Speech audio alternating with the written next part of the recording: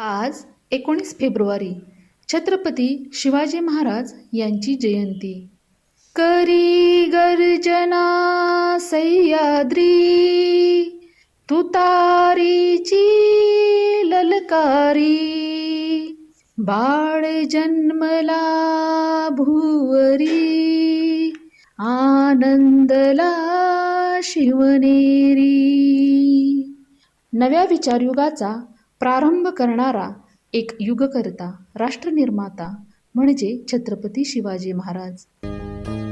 शिवनेरीवर शिवशक्तीचं तेज जन्मलंय आज, रयतेचं राजामुच शिवछत्रपती महाराज. बोला हर हर महादेव, गगनी घुमू दे हो आवाज. आकाशावरती नाचा, फुलावर फुला नाचा. हात मराठा मोळा शिव जयंतीचा, हात मराठा मोळा शिव जयंतीचा, हात मराठा मोळा शिव जयंतीचा.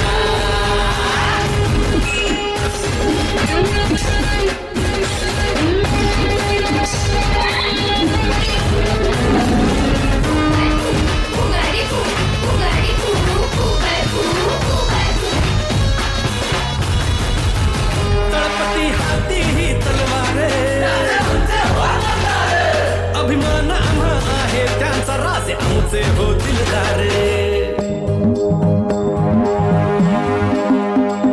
परस्त्रीला माता मानले, संस्कृती थोरही जपली. शूरवीर अशा पुत्राचे मायेची जाऊ धन्य झाली. गात राहू महिमा तुमचा, दिन सौभाग्याचा आमचा. गात राहू महिमा तुमचा, दिन सौभाग्याचा आमचा. हात मराठा मोळा शिव जयंतीचा, हात मराठा मोळा शिव जयंतीचा, हात मराठा मोळा शिव जयंतीचा. प्रौढप्रताप पुरंदर, क्षत्रिय गुणावधौ, सिंहासनाधीश्वर, महाराजाधिराज छत्रपती शिवाजी महाराज की जय.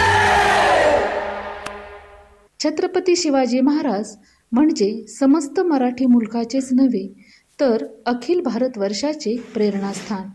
शिवचरित्र हे समता, न्याय, बंधुता या तत्वांवर आधारित नवसमाजाच्या निर्मितीस मार्गदर्शक ठरणारे आहे.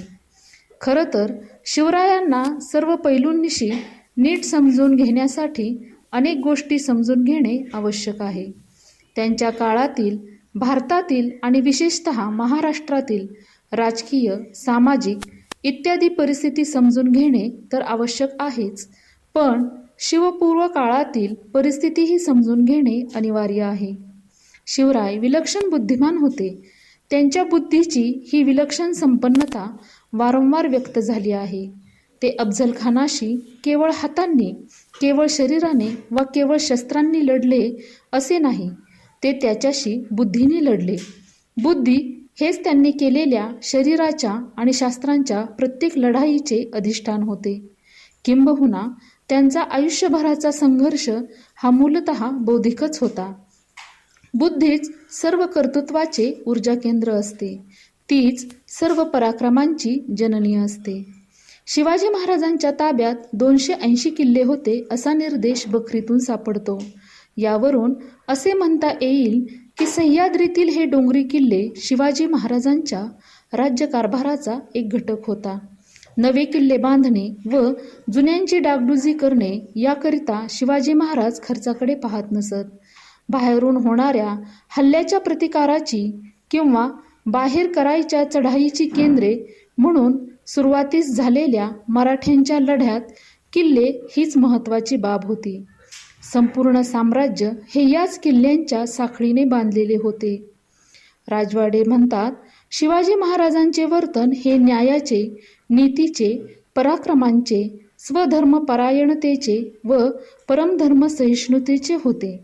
अनेक लढायात विजय संपादन करणे, मैदानात, समुद्रतीरावर किंवा डोंगरावर 300-400 किल्ले बांधणे, नवीन सैन्य तयार करणे, नवीन आरमार निर्मिणे, नवे कायदे करणे, स्वभाषेला उत्तेजन देणे, कवींना आश्रय देणे, नवीन शहरे वसवणे, स्वधर्म स्थापन करून त्याचे ऐश्वर्य वाढवणे, स्वराष्ट्राचा उद्धार करून स्वदेशाला स्वतंत्र व सुखी करणे या लोकोत्तर कृत्यांनी जर कोण्या पुरुषानेच या भूमंडळाला अक्षय ऋणी करून ठेवले असेल तर ते शिवाजी महाराजांनीच होय.